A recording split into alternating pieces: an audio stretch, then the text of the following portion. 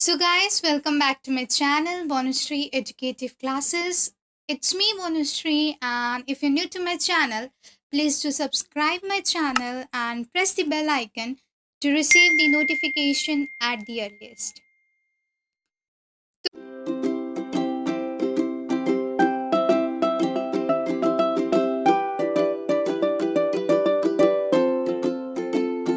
तो फ्रेंड्स, आज हम बेसिकली एनसीईआरटी हिस्ट्री क्लास 12 का chapter 2 that is Kings, farmers and town इसको कवर करेंगे।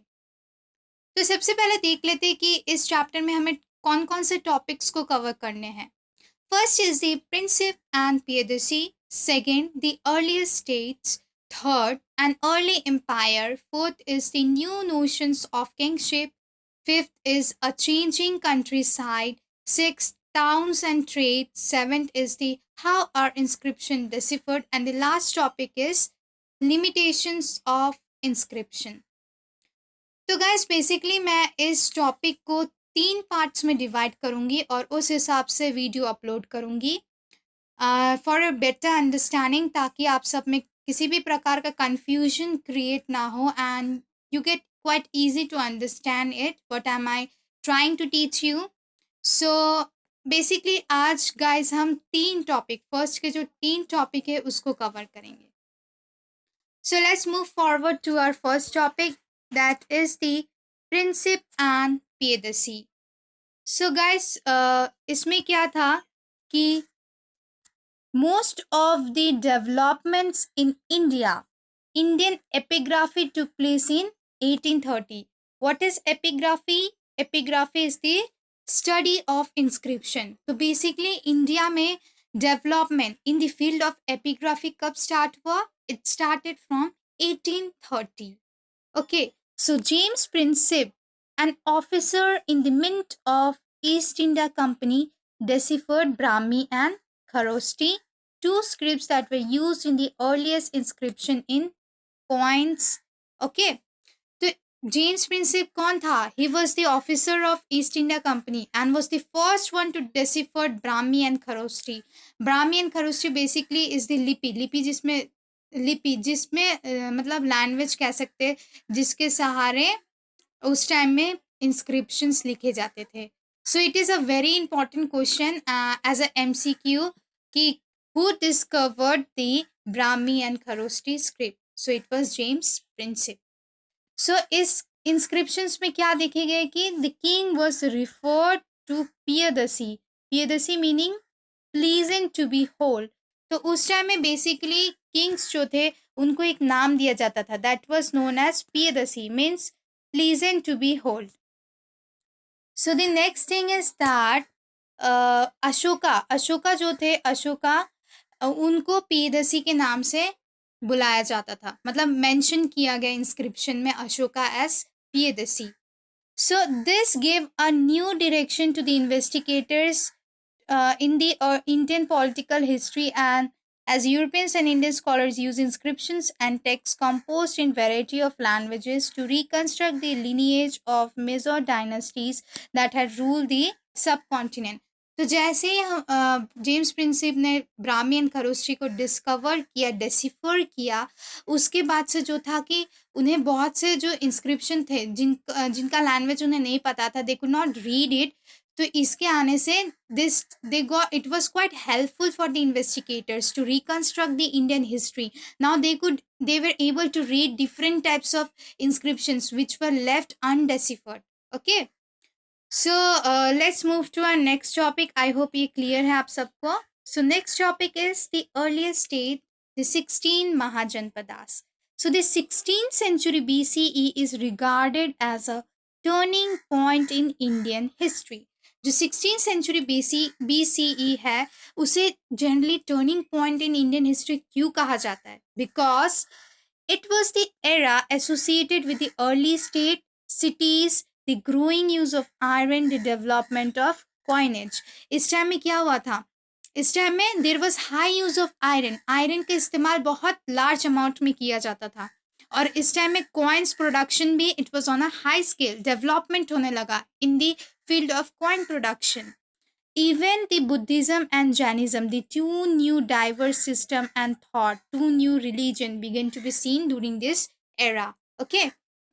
So जो बुद्धिस्ट और जैना टेक्स्ट थे, they mention about 16 states they were known as Mahajanapadas. उसमें से कुछ है भज्जी, मगध, कुशाला, कुरु, पांचाल, गांधार एंड अवंती. सो इन सब को इन लोग क्या थे? They were the important Mahajanapadas. जो 16 स्टेट्स थे उन्हें मेनली क्या कहा जाता था? महाजनपदास. तो महाजनपदास क्या थे? They were generally ruled by king. They were the states, okay, जिसको रूल करता था कौन? किंग, नोन एज गणास और संगास. जो महावीरा थे उनको गणा कहा जाता था और जो बुद्धा थे they were known as Vajji sanghas. Okay. So each Mahajanapadas had a capital city. हर एक महाजनपदा में एक कैपिटल सिटी हुआ करता था विच वॉज ऑफन फोर्टिफाइड. और इन 45 सिटीज़ को मेंटेन करने के लिए, as it was obvious that they would have army and bureaucracies, so they required resources. There was a need of resources. Okay. Janapada क्या होता है guys? Jan means people and pad means to set its foot और settle. Basically इसका मतलब है people's settlement, human settlement, okay, in any area, in a specific area. So the next thing is that इस time में जो 6th century BCE था, इसमें क्या हुआ? Brahmins also began to compose many Sanskrit texts known as the Dharma Sutras. These laid down norms for the rulers and they were ideally expected to follow this, okay. Rulers were advised to collect taxes and tribute from cultivators, traders and artisans. तो 6th century BCE में Brahmins जो थे उन्होंने Sanskrit text लिखने लगे. They were known as Dharmasutras. Dharmasutra basically rules बताते थे, norms बताते थे, जिसके आधार पर किसी किंग को परफॉर्म करना चाहिए अपने एम्पायर को मेंटेन करने के लिए. And it was quite mandatory कि ये सारे लॉज हर एक क्षत्रिय किंग फॉलो करे.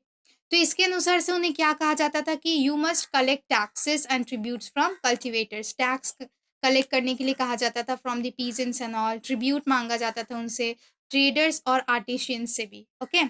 और ओलिगार्ची क्या है? It refers to the form of government where power is exercised by a group of men. And Roman Empire, Roman Republic, about which you read last year, was an oligarchy in spite of. Okay. So oligarchy mainly क्या है दोस्तों? ओलिगार्ची एक form of government है जिसमें कोई एक single बंदा head नहीं होता. जैसे किंग है, मोनार्की में there is a king, democracy में there is a government where the PM is the head, president is there. But oligarchy में ऐसा नहीं था, एक सिंगल इंडिविजुअली हेड नहीं है. It was a group of people who were the head of this government. Okay. So I hope ये points आप सबको क्लियर है. So let's move to our next thing. That is the first among the 16, Magadha. जो मगध था guys, it was a Mahajanapada. तो मगध जो था, it emerged as the most powerful mahajanapadas. ये सबसे पावरफुल महाजनपदास था during the 16th and 14th century. And Magadh is now situated in present day Bihar. ऐसा क्यों माना जाता था कि Magadh was among the powerful Mahajanapada? क्योंकि Magadh was a region where agriculture was especially productive. Beside this, iron mines in present-day Jharkhand were accessible and provided resources for tools and weapons. Elephants, an important component of the army, were in forests in this region. Also, the Ganga and tributaries provided a means of cheap and convenient communication. So, इस basis पे हमारे पास बहुत से points है जो prove करता है कि Mahajanapada was the powerful, Magadh was the powerful Mahajanapada. First point क्या है कि मगध जो था, यहाँ पे जो एग्रीकल्चर था, it was very much productive. Okay. So agriculture का जो प्रोडक्टिविटी लेवल था, it was very high because the land of Magadha was quite fertile. Then iron mines में भी उन्हें एक्सेस थे. आयरन माइंस की तरफ कहाँ से लाते थे? Mainly from Jharkhand. एलिफेंट भी थे उनके पास गाइस. एलिफेंट्स वॉरफेयर और आर्मी में बेसिकली हेल्प करते थे. देन गंगा रिवर जो था, it provided a cheap means and a convenient communication system. और जब बुद्धिस्ट और जैन राइटर्स थे, they also began to write about Magadha कि इसमें बहुत से एम्बिशियस किंग ने यहाँ पे रूल किया था, जैसे Bimbisara, Ajatashatru, Mahapadmananda and all. So let's move to the next thing. So जो राजगाहा था, it was the Prakrit name for present day Rajgir in Bihar. जो राजगाहा था guys, it was the first capital of Magadh, was the capital of Magadh, and it is a old name which means house of king. राजगाहा सुन के लग रहा है it is the house of kings. And Rajgaha was a fortified settlement, okay, among the hill. तो later जो capital था वो shift हुआ था towards Pataliputra. Pataliputra is in present day Patna. So I hope it's been clear. So let's move to our last topic of this video, that is the an early empire. So the early empire कौन सा था? Mauryan Empire. So जो Mauryan Empire था उस time में, it was founded by Chandragupta Maurya, okay, in 321 BCE. इस time में Mauryan Empire था which was founded by Chandragupta Maurya. और first ruler was the Ashoka. Ashoka was the first ruler. So finding out about the Mauryans, तो historians कैसे construct करते हैं the history of Mauryan Empire? There are many sources like the archaeological finds, sculptures and all. इसके beside हमें बहुत से inscriptions मिले by Megasthenes Indica. Okay, Megasthenes Indica was written in Greek language. And the next is the Arthashastra written by Chanakya or Kautilya. They are the chief sources which tells about the Mauryan Empire. Beside this, जो Buddhist थे, जेना writers and all, उन्होंने भी बहुत से inscriptions लिखे हैं on Ashoka. Rocks and pillars में भी हमें बहुत से इंस्क्रिप्शंस देखने को मिलते हैं. Ashoka was the first ruler, okay. Ashoka was the first ruler of Mauryan empire who proclaimed and broad the system of dhamma. Dhamma क्या था? This included respect towards elders, generosity towards Brahmins and those who re-announce worldly life, treating slaves and servants kindly, and respect for religion and traditions other than one.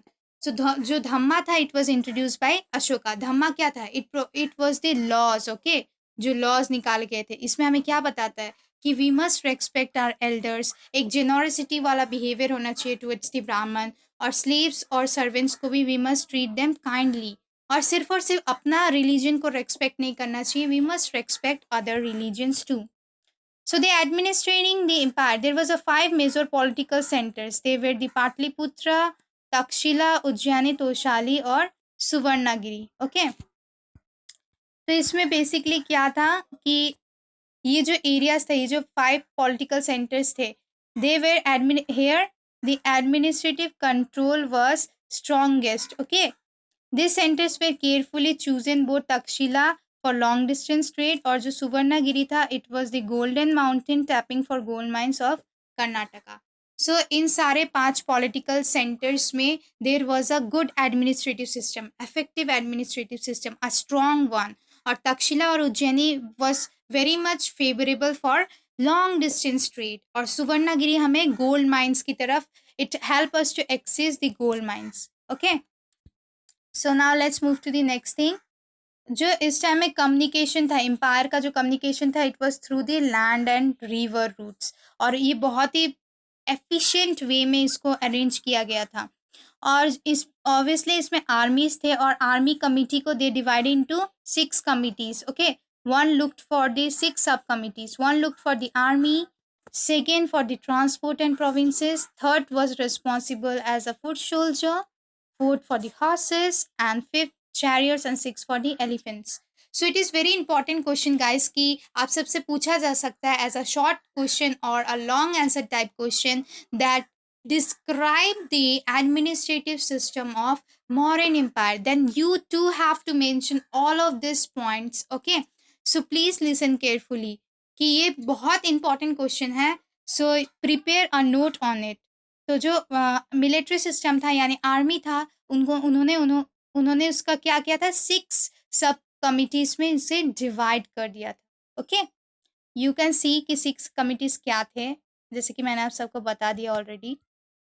सो अशोका जो था, उन्होंने तो धम्मा introduce किया था, पर वो चाहते थे कि ये जो धम्मा है सिर्फ और सिर्फ अपने एम्पायर तक सीमित ना रहे. He wanted to spread it all over the world. उसके लिए उन्होंने क्या किया, he recruited special officer known as dhamma mahamattas, okay, to spread the message of dhamma. तो उन्होंने स्पेशल ऑफिसर्स जो कि धम्मा का idea all throughout the world में स्प्रेड कर सके, तो उन्होंने स्पेशल ऑफिसर अपॉइंट किया जिन्हें कहा जाता है धम्मा महामत्तास. So the next thing is the how important was the empire. So guys, जो मौर्यन एम्पायर था, it left a landmark in the Indian history, it left a landmark, okay. Why, ऐसे क्यों कह सकते कि जो मौर्यन एम्पायर था, it was one of the most strongest and the powerful empire, क्योंकि इस टाइम में मौर्यन एम्पायर के रूल के टाइम में there was lot of growth and development in every aspect, politically, socially, every aspect, even in religious purpose. And Ashoka even was a great ruler and one of the most humble ruler. Okay, he received various titles like Piyadasi, Devanam, Piya and all. So इस कारण से हम बोल सकते हैं कि Mauryan empire was the most strongest empire. भले ही ये एम्पायर जो था, it lasted for 150 years and it may not be a long time in the Indian history, but then also it left a landmark and a great impression in the Indian history.